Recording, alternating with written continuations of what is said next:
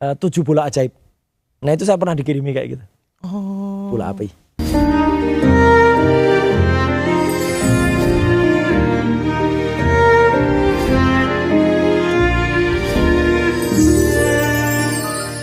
Dia mau interupsi di ruang, loh dia maju. Kemudian dia mau menjadi termohon intervensi. Diketawain sama hakimnya, benar-benar diketawain. Dia bilang, Pak, ini masalah kalau ada termohon intervensi itu adalah di perdata. Ini pidana, Pak. Gitu. Aduh, loh dia keluar sambil malu. Memang tidak dimohon kan? Orang bukan bagian dari termohon, bukan juga termohon, turut termohon kok tiba-tiba maju ke depan. Tadi saya tunggu lagi. Siapa tahu datang lagi. Gitu. Enggak, ternyata dia udah malu. Gak mau datang, padahal orangnya tadinya katanya mau somasi saya. Malu sendiri. Akhirnya kemarin dia di podcast bilang, saya gak somasi lah. Gitu. Karena buat apa gitu. Alah buat apa. Malu. Kan. Sama dengan yang ini. Siapa yang tuh? Katanya mau mengajukan itu, yang ya lah. Lebih lucu dari Sri Mulat lah. Ngajuin apa sih Bang? Itu yang katanya mau lapor ke Mahkamah Agung. Mau supaya saya ditahan. Mahkamah Agung kok bisa menahan, apalagi gitu loh. Sudah pokoknya, kalau tapi nggak apa-apa lah. Ini hiburan bagi rakyat Indonesia, jadi lebih lucu dari Sri Mulat. Dan memang dia mirip-mirip pemain Sri Mulat kan, gitu. Itu kata Bang Roy ya? Kata saya. Saya akrab dengan dia, jadi nggak apa-apa, santai aja ya. Gitu. Tapi kalau ngomongin yang satu ini ya. nggak lucu Bang. Apa Kemarin sempat dengar Bang Roy katanya dapat ancaman. Benarkah ada ancaman sampai pembunuhan kayak gitu Bang? Sebenarnya kalau ini apa nggak kebalik? Ya, justru sebenarnya yang saya dengar itu adalah katanya Egy katanya. Oke. Egy katanya diancam seseorang yang kemudian orang itu ngaku orangnya Roy Suryo. Ih, jahat banget saya kalau begitu. Saya tidak sejahat Rangga dalam film Ada Apa Dengan Cinta. Oke. Karena kalau Rangga itu dibilang oleh Cinta, Rangga kamu jahat. Nah, itu enggak lah, enggak ada. Tapi kalau ancaman itu terus terang ya, Mas. Setiap orang memang tidak ada yang bisa melenggang bebas. Tapi saya tentu tidak perlu harus cerita panjang dan buat apa ya. Kemudian saya harus menyalah-nyalahkan orang lain. Jadi buat Egy nggak usah lah nyalain orang lain. Apalagi nyalain saya. Potongan kayak gini nggak pot. Kalau memang itu ada orang yang ngaku orang saya. Tuntut dia. Tangkap dia, katanya punya nomornya. Ya kan? Katanya sudah bisa dilacak. Ya kalau belum bisa lacak saya bantu lacak deh nanti. Ya dengan CDRI itu ketemu dengan Call Data Record Information. Nanti akan ketahuan BTS mana dia.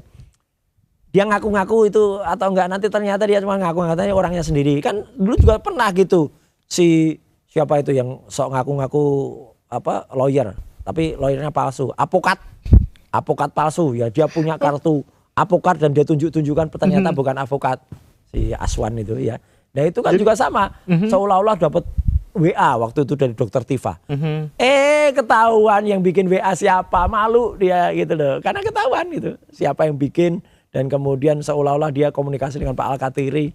Tapi kalau dari Bang Roy Suryo sendiri nerima ancaman itu Bang? Gini, ancaman itu bisa juga kita rasakan. Ini terus terang, ini bukan acara infotainment ya. Tapi ancaman itu bisa juga dari yang kasat mata dan juga yang tidak kasat mata.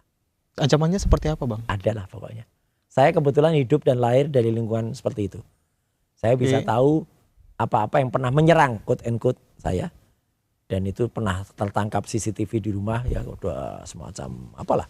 Kalau orang pernah baca dulu, masa baca nggak cergam paling terkenal karangan George Remy, karangan Herge, judulnya Tintin. Oh belum Tapi artinya pernah dengar ya Tintin. Nah Tintin tuh ada yang judulnya 7 bola ajaib. Nah itu saya pernah dikirimi kayak gitu. Bola api. Berarti bukan melalui pesan singkat atau misalnya langsung? Kalau pesan singkat ke saya namanya kalau dalam istilah peribahasa daerah itu kutuk marani sunduk. Apa tuh artinya? Kutuk tuh anak ayam mendatangi pemukul. Kalau berani-berani kirim WA ancaman ke saya. Dalam waktu singkat pasti akan ketahuan. Dan banyak kalau yang namanya ancaman itu bukan berarti ancaman fisik ya. Gangguan terhadap sifatnya remeh-temeh pun banyak. Kalau pembunuhan yang tadi saya tanya ini tuh? Enggak lah itu enggak ada. Ya, pembunuhan karakter ya.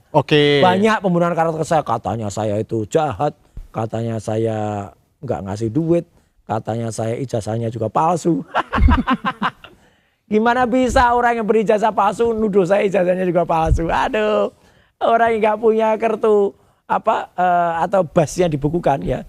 Berita acara sumpahnya dibukukan. Orang bisa tahu lah siapa itu yang basnya dibukukan. Itu nuduh saya macam-macam. Aduh, parah deh pokoknya. Tapi alhamdulillah dan juga insya Allah kalau soal pembunuhan sih enggak. Oke. Bahwa yang aneh-aneh itu juga, kalau yang aneh-aneh yang istilahnya adalah yang lucu-lucuan, itu malah kita pakai sebagai lucu-lucu kok. Oke. Kan ada orang dulu yang takut ya, tuh takut kalau misalnya kita maju itu dengan setan-setan yang kecil-kecil. Nah, setan-setan kecil-kecil itu Mas pernah dengar kan istilahnya adalah TUYUL. Itu dulu ada filmnya itu di grup ini sejaban dulu. Tuyul dan Mbak Yul. Ya, nah ini Tuyul tuh juga ada kayak gini nih ya.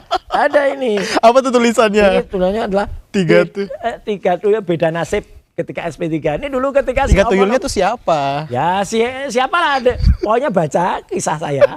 Ya, dulu ada yang 2 sudah dapat. Ya, kemudian satu lagi nyusul. Tapi yang satu nyusul ini harus bikin buku lah, harus nipu lah, harus apalah, harus pokoknya sampai namanya terhina sehina-hinakan. Nah ini dia ngumpet sendiri di belakang nih. Tuyul bergerak dokter palsu. Bang Roy. Maka kita nikmati aja. Saya nikmati aja kayak gini. Jadi kalau misalnya nih, Mas Sam, ada orang bilang, saya melakukan serangan teluh. Oke. Teluh Sunda atau teluh Tomini, nah gitu. Atau saya kirim, ya kita ketawain aja. Ya, alhamdulillah, saya masih percaya. Di atas langit ada langit dan di atas langit yang tertinggi itu ada Tuhan yang Maha Kuasa, ada Allah Subhanahu wa taala. Oke, terakhir Bang Roy. Kalau ngomongin soal dapat ancaman, mau itu bentuknya fisik atau ancaman dalam bentuk apapun, akankah melakukan RJ? Sama sekali tidak. Dari awal ya, alhamdulillah Dr. Tifa juga menyampaikan jawabannya sama. Dan itu saya appreciate kepada sidang pertama, saya tepuk tangan yang paling keras itu. Ketika saya akan tetap melakukan eksepsi yang mulia, kata Dr. Tifa, dan saya akan lawan. Wah itu bahas persis. Saya akan lawan gitu. Itu kan ada yang gitu kan. Dihina-hina saya akan lawan. Disuruh juga ijazahnya, saya ngumpet. Itu kalau Dr. Tifa enggak akan lawan. Makanya tawaran RJ itu udah berkali-kali ya dari segala sisi. Mau dikasih sesuatu, mau yang diancam, ketika di kepolisian, ketika di kejaksaan, bahkan di pengadilan kemarin Dr. Tifa juga lihat. Insya Allah saya tidak akan mau melakukan RJ kecuali yang bersangkutan justru RJ kepada seluruh rakyat Indonesia. Mohon maaf lah kepada seluruh rakyat Indonesia. Itu yang bersangkutan itu siapa? Nah, yang lapor lah. Oh, yang lapor. Yang lapor. Makanya kalau lapor itu jangan bentar-bentar lapor, ya. Kok lapor kok cuma sebentar. Gitu. Jadi jangan bentar-bentar lapor. Bang Roy Suryo, terima kasih sama-sama sudah hadir di Deep Talk. Ya, itu tadi perbincangan kita Sobat Ayus dari Deep Talk with Syam Hakung kali ini. Terima kasih udah nonton. See you di next episode.